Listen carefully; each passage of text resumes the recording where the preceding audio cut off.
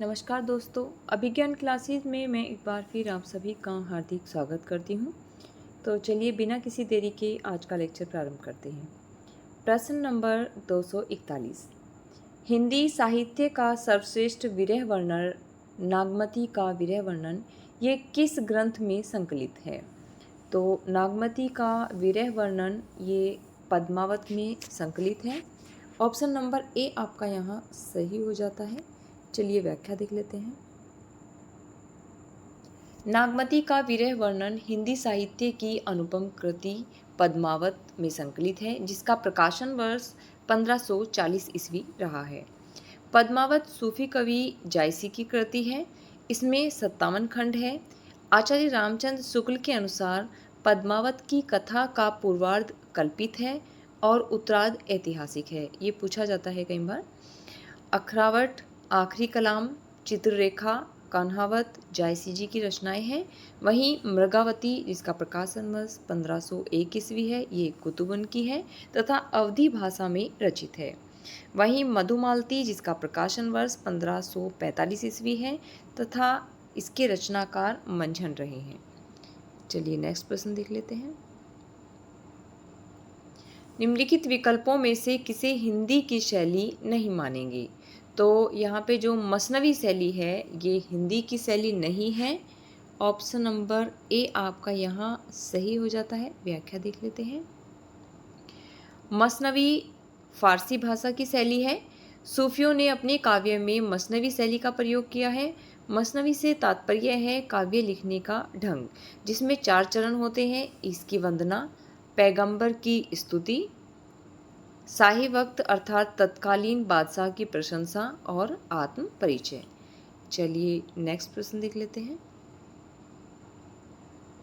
निम्नलिखित महाकाव्यों में से कौन सा महाकाव्य मलिक मोहम्मद जायसी जी के द्वारा लिखा गया है?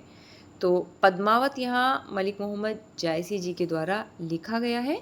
ऑप्शन नंबर बी आपका यहाँ सही हो जाता है। जायसी जी के कुछ महत्वपूर्ण अन्य ग्रंथ हैं: पद्मावत, अखरावट, आखिरी कलाम, चित्ररेखा, कहरनामा, मसलनामा, कान्हावत इत्यादि। वहीं विजयदेव नारायण शाही ने पद्मावत को हिंदी में अपने ढंग की अकेली ट्रेजिक कृति कहा है। पद्मावत का नागमती वियोग खंड हिंदी साहित्य की अनुपम निधि है। चलिए नेक्स्ट प्रश्न देख लेते हैं। कौन सी रचना जायसी की नहीं है? तो यहाँ पे जो छिताई वार्ता है ये जायसी जी की रचना नहीं है। ऑप्शन नंबर सी आपका यहाँ सही हो जाता है, क्योंकि छिताई वार्ता ये नारायण दास जी की रचना है और इसका रचनाकाल 1590 ईस्वी रहा है। बाकी जो रचनाएं हैं ये हम अभी ऊपर देख ही चुके हैं कि ये जायसी जी की रचनाएं हैं। वहीं आचार्य रामचंद्र शुक्ल ने जायसी जी को प्रथम श्रेणी के कवियों में रखते हुए कहा है कि जायसी का क्षेत्र तुलसी की अपेक्षा परिमित है, पर प्रेम वेदना अत्यंत गूढ़ है। चलिए नेक्स्ट प्रश्न देख लेते हैं। मुल्ला दाऊद की अवधी भाषा की पहली कृति कौन सी है? तो मुल्ला दाऊद की अवधी भाषा की पहली कृति ये चंदायन है, जिसका दूसरा नाम लोरकहा है। ऑप्शन नंबर ए आपका यहाँ सही हो जाता है। चलिए इसकी व्याख्या देख लेते हैं। मुल्ला दाऊद की अवधी भाषा की पहली कृति चंदायन या लोरकहा है। डॉक्टर रामकुमार वर्मा मुल्ला दाऊद को सूफी या प्रेम मार्गी शाखा का कवि मानते हैं। रामकुमार वर्मा ने मुल्ला दाऊद को अपने इतिहास ग्रंथ में संधि काल के अंतर्गत रखा है। वहीं डॉक्टर माता प्रसाद गुप्त ने चंदायन को लोरकहा या लोरकथा नाम से संबोधित किया है। आचार्य रामचंद्र शुक्ल ने कुतुबन यानी की रचना है मृगावती को सूफी या प्रेम मार्गी शाखा का प्रथम कवि माना है। मुल्ला दाऊद द्वारा रचित चंदायन के नायक तथा नायिका लोरिक चंदा है। चंदायन में प्रयुक्त भाषा अवधी तथा प्रयुक्त छंद दोहा, चौपाई और दोहा है। पथिक में प्रयुक्त भाषा ये अवधी तथा प्रयुक्त छंद चौपाई दोहा है। पथिक 1920 ईस्वी के रचनाकार राम नरेश त्रिपाठी हैं। यशोधरा, जिसका प्रकाशन वर्ष 1932 ईस्वी है, इसके रचनाकार मैथिली सेनगुप्त हैं। वीरांगना उपन्यास के रचनाकार राम नरेश त्रिपाठी हैं और वीरांगना कविता के रचनाकार केदारनाथ अग्रवाल है। आचार्य रामचंद्र शुक्ल ने मुल्ला दाऊद के कृत चंदायन का समय 1379 ईस्वी माना है। कुछ पंक्तियां दी गई हैं। तन चित उर्मन राजा किन्हा, हिय सिंघल बुद्धि पद्मिनी चिन्हा। यहाँ पे जो पंक्तियां दी गई हैं ये किस ग्रंथ से संबंधित है? तो ये पंक्तियां पद्मावत से ली गई हैं। ऑप्शन नंबर सी आपका यहाँ सही हो जाता है। जायसी हिंदी साहित्य के भक्ति काल की निर्गुण प्रेमाशयी धारा के कवि हैं। जायसी प्रसिद्ध सूफी कवि फ़कीर शेख मोहिदी के शिष्य थे और शेर शाह के समकालीन थे तथा उत्तर प्रदेश के अमेठी के निकट जायस नामक स्थान के रहने वाले थे। जायसीकृत पद्मावत में कुल 57 खंड हैं और इनका प्रिय अलंकार उत्प्रेक्षा रहा है।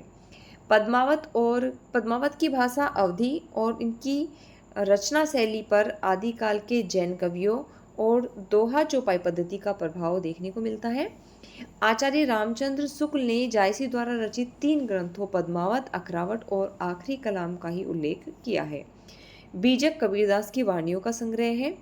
कविवर बिहारी की प्रसिद्ध कृति ये बिहारी सतसई है। सीतायन मैथिली भाषा के विख्यात साहित्यकार वैद्यनाथ मलिक विधु द्वारा रचित एक महाकाव्य है। चलिए नेक्स्ट प्रश्न देख लेते हैं। मलिक मोहम्मद जायसी ने आखिरी कलाम में किस बादशाह की प्रशंसा की है? तो आखिरी कलाम में इन्होंने बाबर की प्रशंसा की है। ऑप्शन नंबर ए आपका यहाँ सही हो जाता है। चलिए मलिक मोहम्मद जायसी की कुछ अन्य रचनाएं देख लेते हैं। पद्मावत ये प्रणय गाथा है। अखरावट इसके अंतर्गत हमें वर्णमाला के एक एक अक्षर को लेकर सिद्धांत संबंधी तत्वों से भरी चौपाई देखने को मिलती है। आखिरी कलाम इसमें प्रलय से संबंध तत्कथा तथा बाबर की प्रशंसा है। चित्ररेखा ये लघु प्रेमाख्यानक है। कहरनामा ये आध्यात्मिक विवाह की चर्चा है तथा यह कहरवा शैली में लिखा गया है। चलिए नेक्स्ट प्रश्न देख लेते हैं। सूफी कवि किस शाखा से संबंधित थे? तो सूफी कवि ये प्रेमाशयी शाखा से संबंधित थे। ऑप्शन नंबर डी आपका यहाँ सही हो जाता है। व्याख्या देख लेते हैं। आचार्य रामचंद्र शुक्ल ने हिंदी साहित्य के भक्ति काल को सर्वप्रथम शुद्ध दार्शनिक एवं धार्मिक आधार पर 4 भागों में बांटा है। निर्गुण धारा के अंतर्गत ज्ञानाशयी एवं प्रेमाशयी तथा सगुण धारा के अंतर्गत राम भक्ति शाखा और कृष्ण भक्ति शाखा। सूफी कवि काव्य अर्थात काव्य निर्गुण धारा की प्रेमाशयी शाखा के अंतर्गत आते हैं। नेक्स्ट प्रश्न देख लेते हैं। निम्नलिखित में से कौन सा कवि सगुण भक्ति धारा का कवि नहीं है? तो कुतुबन ये सगुण भक्ति धारा से संबंधित नहीं रहे हैं। ऑप्शन नंबर बी आपका यहाँ सही हो जाता है। कुतुबन सूफी कवि थे। ये चिश्ती वंश के प्रवर्तक शेख बुरहान के शिष्य थे। इनका संबंध सगुण भक्ति धारा से नहीं था। मृगावती की रचना 1501 ईस्वी में कुतुबन ने अवधी भाषा तथा दोहा चौपाई छंद में की है। सूरदास, रसखान तथा नंददासी सगुण भक्ति धारा के कृष्ण काव्य परंपरा के कवि रहे हैं। चलिए अंतिम प्रश्न देख लेते हैं। जायसी के पद्मावत में पद्मावती कहाँ की राजकुमारी थी? तो पद्मावती ये सिंहलदीप की राजकुमारी थी। ऑप्शन नंबर ए आपका यहाँ सही हो जाता है। व्याख्या देख लेते हैं। जायसी कृत पद्मावत में पद्मावती सिंहलदीप की राजकुमारी है।